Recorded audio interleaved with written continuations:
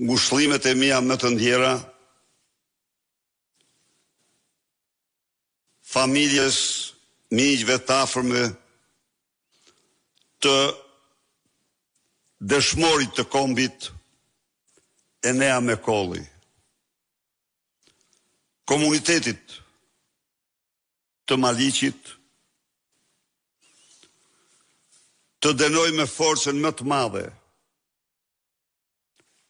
këtë krim të shëmtuar i sponsorizuar nga shteti i lidhur kë me kokë me krimin. Enea Mekolli ishte njëri idealist, i cili pasi vllau i tij në polici ndahet nga jeta për shkak të një sëmundje, kërkon të vazhdojë misionin e të vllajt. Sigurimin e jetës, veprimtarisë, ligjit të qytetarëve shqiptar. Në këtë aspekt, aja është 2 herë dëshmor. Dhe familja e tij është një familje me kontribute shumë të mëdha për sigurinë e qytetarëve, jetës, veprimtarisë, rendit, ligjit qytetarëve shqiptar. Por aq sa është e dhimbshme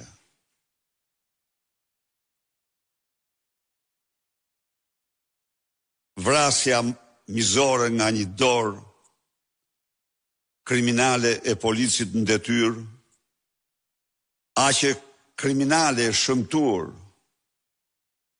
është qëndrimi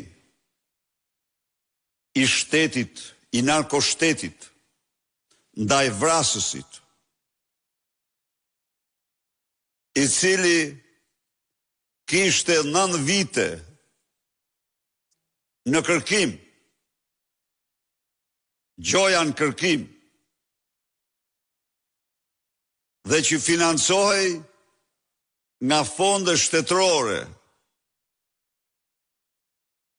për të ndërtuar stalla, konaqe, ngrehina, mbashtrua bagti, sikur të ishte një fermer i nderuar.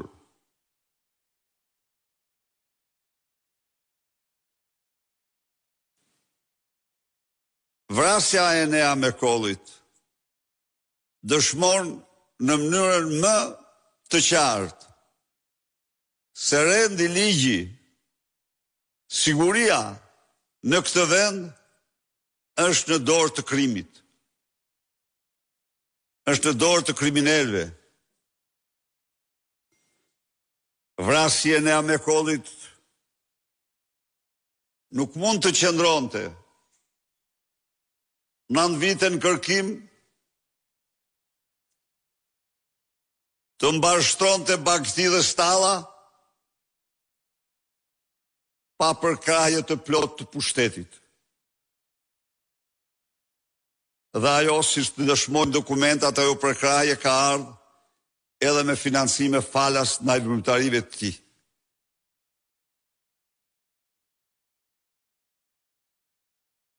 Sot, jeta e çdo shqiptari është në dorë të krimit. Dhe kjo, për faktin e vetëm, se qeveria është e lidhur kë me kokë me krimin. Ndaj dhe kjo është një ngjarje tmerrsisht tronditëse. u vran kryet detyrës, u vrap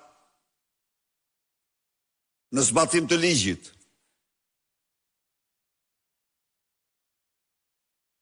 Por rënja e tij në kryet detyrës ka dhe një problem tjetër madhor.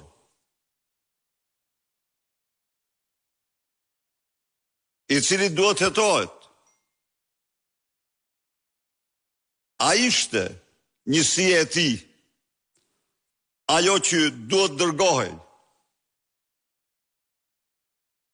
për arrestimin apo neutralizimin e një banditit armatosur, e një kriminalit armatosur? Apo janë njësi tjera,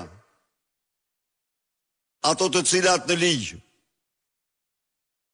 kanë detyrë të përmbushin këtë mision?